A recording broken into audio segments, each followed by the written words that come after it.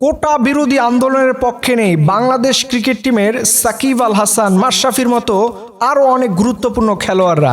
Recently দেখা যাচ্ছে যে কোটা বিরোধী আন্দোলন নিয়ে গোটা বাংলাদেশ সহ গোটা পৃথিবীর মানুষ যখন এই নির্যাতিত নিপীড়িত ছাত্রদের পক্ষে লেখালেখি করতেছে, তাদের পক্ষে থাকার কথা বলতেছে, ঠিক এই সময় যারা একটা সময় এই বাংলাদেশের তরুণদের ভালোবাসা পেয়ে সাকিব আল হাসান হয়েছে, মাশরাফির মতো নামকরা বিশ্ববিখ্যাত প্লেয়ার হয়েছে, অথচ তারাই আজকে এই ছাত্রদের ক্রান্তি লগ্নে তাদের খুঁজে পাওয়া যায় না। এরকম ঠিক কয়েকজন মোটিভেশনাল স্পিকারদেরও খুঁজে পাওয়া যায় না। আবার দেখলাম অনেক ইনফ্লুয়েন্সারদেরও খুঁজে পাওয়া যায় না।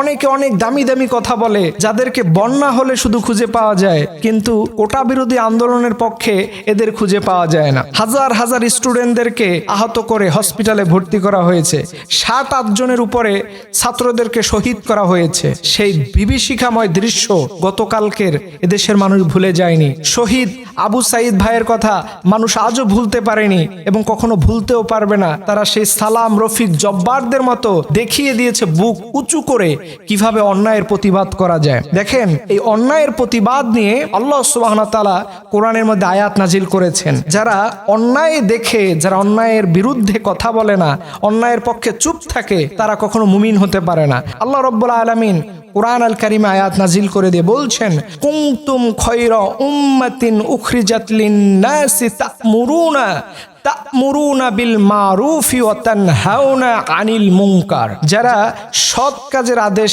দিবে এবং অন্যায় কাজে নিষেধ করবে, এরা হচ্ছে প্রকৃত মুমিন এবং এরাই আল্লাহ তাআলার উপর ঈমান আনয়ন করে। কোরআন আল কারিমে সূরাতুল আল ইমরানের মধ্যে আল্লাহ তাআলা বলছেন। অথচ এদেশের অনেক নামজাদা হুজুরদেরও দেখি, অনেক নাম করা হুজুরদেরও দেখি কোনো অন্যায়ের এই ছাত্র আন্দোলনের পক্ষে কোনো কথা বলতেছে না। তারা মনে মনে এখন তসবিহ জপতেছে। ঠিক এদেশের সাধারণ মানুষ যারা এই মাশরাফি, সাকিবদের মতো এরা কথা বলে না, ঠিক আলেমদের মধ্যে এক শ্রেণীর ঘাপটি মারা আলেম আছে যারা এদের পক্ষে কথা বলে না। এর জন্য আল্লাহ রাব্বুল আলামিনের নিয়ন্ত্রণ থেকে আপনি বের হতে পারবেন না। আল্লাহ যখন আপনাকে ধরে ফেলবে, তখন ঠিকই এই নিশ্চুপ হয়ে বসে থাকার পিছনে আল্লাহ তাআলার কাছে কৈফিয়ত করতে হবে। তবে বাংলাদেশ ক্রিকেট টিমের পক্ষে আমি সাফাইও গাই। বিশেষ করে তানজিম হাসান সাকিব পোস্ট দেখলাম, মুশফিকের পোস্ট দেখলাম, তাওহিদ হৃদয়ের পোস্ট দেখলাম, শরীফুলের পোস্ট দেখলাম। খুব ভালো লাগছে যে এরা এদেশের সাধারণ জনগণের, সাধারণ ছাত্রদের হৃদয়ের ভাষা বুঝেছে, হৃদয়ের পালসের ভাষাগুলো বুঝেছে।